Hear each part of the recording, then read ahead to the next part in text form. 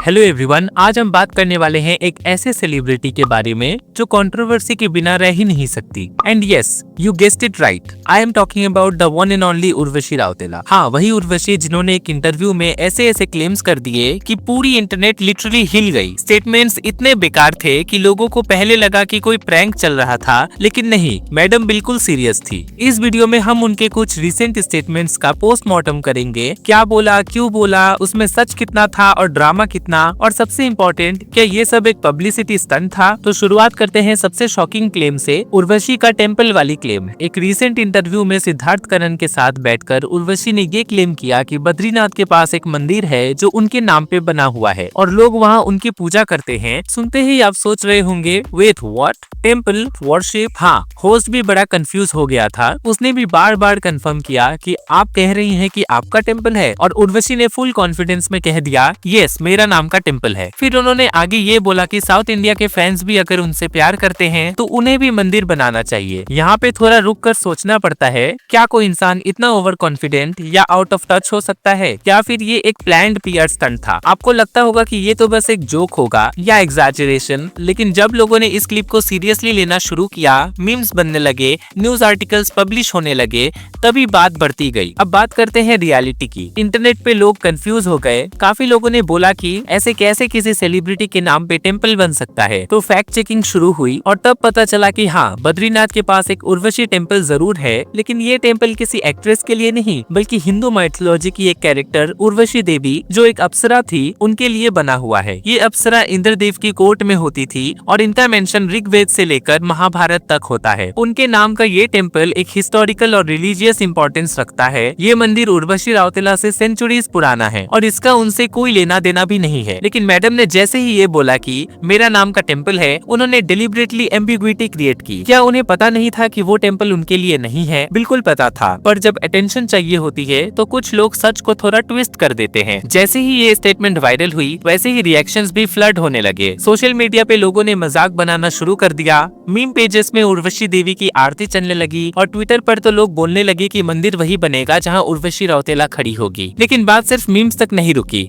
बद्रीनाथ के असली उर्वशी टेम्पल के प्रीस्ट ने इस स्टेटमेंट पे स्ट्रॉन्ग ऑब्जेक्शन लिया। उन्होंने कहा कि ये टेम्पल एक सीक्रेट साइट है और कोई भी सेलिब्रिटी अपने पीआर के लिए इस तरह का क्लेम नहीं कर सकता। उन्होंने कहा कि उर्वशी राउतेला का इस मंदिर से कोई संबंध नहीं है। इसके बाद उर्वशी के पीआर टीम ने एक क्लैरिफिकेशन जारी किया। उनका कहना था कि उर्वशी के स्टेटमेंट को आउट ऑफ कॉन्टेक्स्ट लिया गया है। वो सिर्फ ये कहना चाह रही थी कि मेरे नाम का एक मंदिर है, लेकिन उन्होंने कभी ये नहीं बोला कि मेरे लिए मंदिर बना है। लेकिन आप अगर उस इंटरव्यू को ध्यान से देखें तो एक चीज क्लियर होती है, उर्वशी ने उस एम्बिग्विटी को इंटेंशनली मेंटेन किया। होस्ट ने जब बार बार क्लैरिफिकेशन मांगी, तब भी उर्वशी ने कोई माइथोलॉजिकल रेफरेंस नहीं दिया, ना कि उसने ये बोला कि वो टेम्पल एक अप्सरा के नाम पे है। तो नेचुरली ऑडियंस ने मान लिया कि वो अपने लिए कह रही है, और यहीं पे प्रॉब्लम शुरू होती है। एक सेलिब्रिटी जब अपने फेम के लिए रिलीजियस और कल्चरल सिंबल्स का मिसयूज करता है, तो वो सिर्फ मिस इन्फॉर्मेशन नहीं फैलाता, बल्कि लोगों की सेंटिमेंट्स के साथ भी खेलता है। ये एक इर्रेस्पॉन्सिबल बिहेवियर है। और फिर आई दमदमी माई वाली स्टेटमेंट। आप सोच रहे होंगे कि मैडम यहीं पे नहीं रुकी।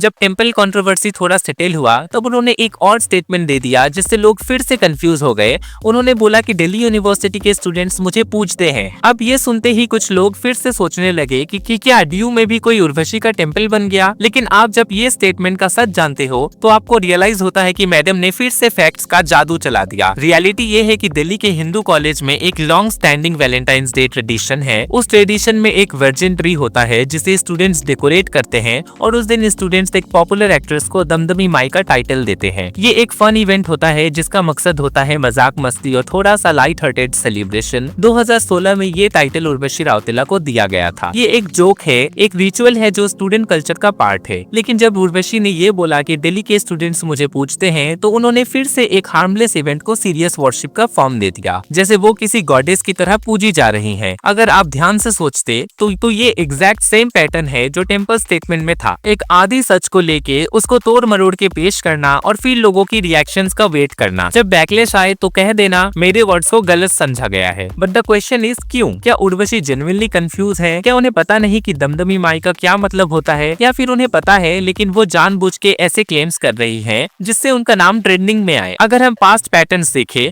तो उर्वशी का ये पहला इंसिडेंट नहीं है। वो पहले भी हेडलाइंस में ऐसे स्टेटमेंट्स के वजह से आई है जो या तो फॉल्स थे या फिर आउटलैंडिश। यश। ऋषभ पंत के साथ उनकी इमेजिनरी लव स्टोरी, उसके ट्वीट्स, मीडिया इंटरव्यूज, ये सब एक ही चीज दिखाते हैं कि उर्वशी को अटेंशन चाहिए। जब आप एक सेलिब्रिटी हैं जिसका प्राइमरी यूएसपी सिर्फ ग्लैमर है और आपके पास कोई रिसेंट फिल्म या हिट परफॉर्मेंस नहीं है, तो ऐसे स्टेटमेंट्स ही आपको लाइमलाइट में लाते हैं। पीआर टैक्टिक्स का नया नाम टेम्पल एंड वर्शी। इस पूरे इंसिडेंट ने एक बड़ा क्वेश्चन उठाया है, क्या सोशल मीडिया और डिजिटल मीडिया के जमाने में ट्रूथ का कोई मतलब रह गया है? जब आप किसी सीरियस और सीक्रेट चीज को सिर्फ अपने पीआर के लिए ट्विस्ट करते हो, तो क्या ये ठीक है? Think about it. टेम्पल एक सीक्रेट स्पेस होता है, उसमें उसका मिसयूज या गलत रिप्रेजेंटेशन सिर्फ मिस इन्फॉर्मेशन नहीं फैलाता, बल्कि एक पूरे कल्चर को ट्रिवियलाइज करता है। आप किसी मंदिर का नाम लेके अगर अपनी पॉपुलैरिटी बढ़ा रहे हो, तो वो एक लेवल का एक्सप्लॉयटेशन है। सेम गोज विद दमदमी माई। वो एक फन कॉलेज रिचुअल था जिसे उर्वशी ने एक डिवाइन वर्शिप का लेबल दे दिया। इससे कॉलेज कल्चर की लाइट हार्टेड ट्रेडिशंस भी रिडिक्यूल बन जाती है। क्या ये सिर्फ एक एक्ट्रेस का ओवर कॉन्फिडेंस था या एक कैलकुलेटेड मूव? इस वीडियो का मकसद उर्वशी को ट्रोल करना नहीं है, बल्कि जब एक पब्लिक फिगर रिपीटेडली ऐसे मिसलीडिंग स्टेटमेंट्स दे, तो उनका अकाउंटेबिलिटी लेना जरूरी होता है।